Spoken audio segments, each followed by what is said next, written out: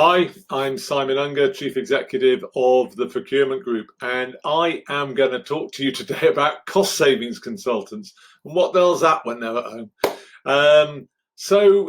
Cost saving consultants come in all different shapes and sizes, and the specific ones I'm going to talk about today for you are ones who deal with your overheads and your costs, the costs in your business, the stuff that eats away at your gross profit. All that gross profit you worked hard for on your sales, it's the bits which eat away at that and leave you with not a lot on the bottom line. So if we can get rid of some of those, then actually your bottom line goes up exponentially. So who are these people and what do they do? There's all different sorts, and bear with me because there's going to be lots of generalizations in this. So you get some who have spun off from or are still part of a large accountancy firm. Typically, they charge an hourly rate. That's their model. And they will give you a report, which they'll then leave for you to deliver. You have to execute it. They'll tell you how to do it, but ultimately you're responsible for execution. So they take responsibility for producing the report, producing a lovely glossy report for you, and then they give you a pile of doo-doos to go off and deliver. So that's one kind. You then get people who've sadly been made redundant in an industry and feel that they have good knowledge that they can charge for. And unfortunately, in a lot of cases, in these methods, there is a lot of obscurity about the way that they are paid. And they may only present to you one supplier for an area. So it could be stationery, it could be copiers. They'll present one supplier and they'll say this is a good supplier, and that supplier may save you money, which is good. You won't know whether they're giving you a price which reflects where the market is. The fact is they're saving you money, so you're happy. I would argue that actually you'd be better off knowing, well, where's the market? Because if you're paying £100 for something and someone comes along and says, hey, I'll do it for 80, you might think that's a great deal. But if the market price is 50, suddenly not such a great deal. And how would you know if you're only presented with one price and you only get to speak to one person? So you get those guys who are made redundant. You then get companies that offer a very small product range, and they won't go outside of that product area. Now, 9 times out of 10, in fact, I'd even say 999 times out of 1,000, those people are earning a commission from the supplier. And again, you are subject to this situation where you have no idea what they're earning or how they're earning it. They might tell you that they earn from the supplier. Some of them claim it costs you nothing. Well, yeah, there's no such thing as a free lunch, free dinner. You're paying the supplier, and then the supplier is taking that money out and paying the paying the person who sold to you. And the way it works is really simple. Typically, gas, electricity, credit cards, waste, and telecoms. Those are the areas that this often applies in. So you'll see companies who offer those products and those products only, and they are definitely earning commission from the supplier. So what happens is, let's say a landline, telephone. The base price is £8.50, let's say, and the supplier says to some fella or lady, I will split the difference with you. So you get a deal for me at £10. We're making £1.50 profit. We'll split it 75p each on each landline connection. That's one way it's done. So you're invoiced £10 by the supplier. When they get paid, they give 75p to the commission agent, and they keep 75p for themselves. It's business they wouldn't have had, so from their side it's fair. But I guess you don't know that you've given away £1.50. So of course it costs you, because if they weren't giving away £1.50, if they weren't giving him 75p, they could give that to you.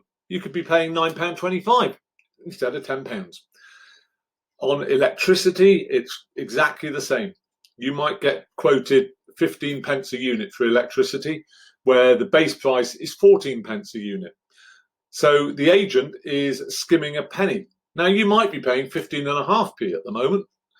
So to you, 15p is a good deal. But it's nowhere near as good deal as 14p, which is what the company can afford to charge you if they didn't pay him the commission. So that's how that's how that part of the market works, where people offer a finite product range, they're earning commission from the suppliers. And to say it doesn't cost you is a downright lie. It does cost you. It's added to the price that you are paying to the supplier. You don't see it added as a separate item, but it is added. It's included in that price. Then you get companies that work on a percentage of savings, which is what we do. So if we don't save you anything, we don't charge you. Very simple. But there's all different variances on this. So one of the large franchised operators, and a lot of them are franchises, so just be aware of that. They're franchises with a high turnover of people, and they're fundamentally pyramid schemes, because the way that they work is that if let's say they've been going 20 years, if I got in there in year 18 and I started selling stationery, anyone who came in after me has to go through me. Now there'll come a point when there's too much business for me and the mothership decides, actually, no, we're going to let someone else do it. So then someone who came in immediately after me gets their own customers and everyone else has to go through them. So you're feeding, when you pay them, you're feeding at least 2 mouths, sometimes 3 or 4. And that is expensive. So they will charge 50% of savings, typically. They might cap it, they might put reductions on it, but ultimately it's about 50% of savings. And the reason for that is because not only is the guy who comes to see you taking something out of it, but whoever he wheels in, oh, I've got this person who's my stationery expert, they earn something. The mothership earns something. The chances are also in those situations that the supplier is paying the organization that you're dealing with to promote them. So there's a real issue in terms of transparency there. They're not really supplier agnostic. They will present typically one supplier to you, no more, and that will be their preferred supplier who gives them the most commission. That's it. That's how it works. And because they've got your invoices, they know what you're paying. They have no motivation at all to save you money because they're actually also earning from the supplier. So you have that situation. And also in a lot of the franchise models, because people have had to pay up front, so they might pay 25 grand. They might have invested their redundancy money in a franchise. They'll pay 25 grand. They charge a percentage of their fee, often 50% of the 50%, they will charge up front. So the minute they give you the report, if they said they're going to save you £100,000 and that's going to cost you £50,000 over the course of the contract, they'll say, and pay us 25 now, and then we'll offset that of your savings as they come in. So not only are they taking money from the supplier, not only are you feeding multiple mouths, but you are also having to pay upfront for the pleasure before you see any savings, before you know whether they're going to deliver whatever they say. So it's pretty unclear, I would say. And then you come to organisations that work like we do at TPG, where what we say is it's a third of the delivered savings. If you ask us to do an exercise, then we will speak to your operations people, we'll understand what they need, we'll understand what you're currently paying, and we will deliver a report which we will stand behind. We guarantee those savings as long as you let us implement. We present to you every supplier we go to. So if we go to 5 suppliers, we'll present you the prices from 5 suppliers. If we go to 15 suppliers, we'll present you the prices from 15 suppliers.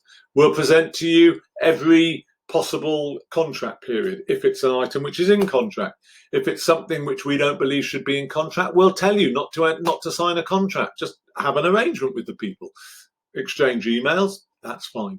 We will be with you every step of the way. We'll sort out invoice queries. We'll sort out any problem that there is. but we will be with you the whole way because we are absolutely wedded to you. There is no other model which is as aligned as the way that we and some other people in our sector work, where we only get paid once you receive the supplier invoice with those savings. So once you've had the goods, and that's how we work. So you've got 4 very distinct models there in a market which people say, oh yeah, cost reduction. But there's 4 very, very distinct models there. I hope that was helpful for you. And if you've got any questions, you can call me, Simon Unger, the Chief Executive of the Procurement Group.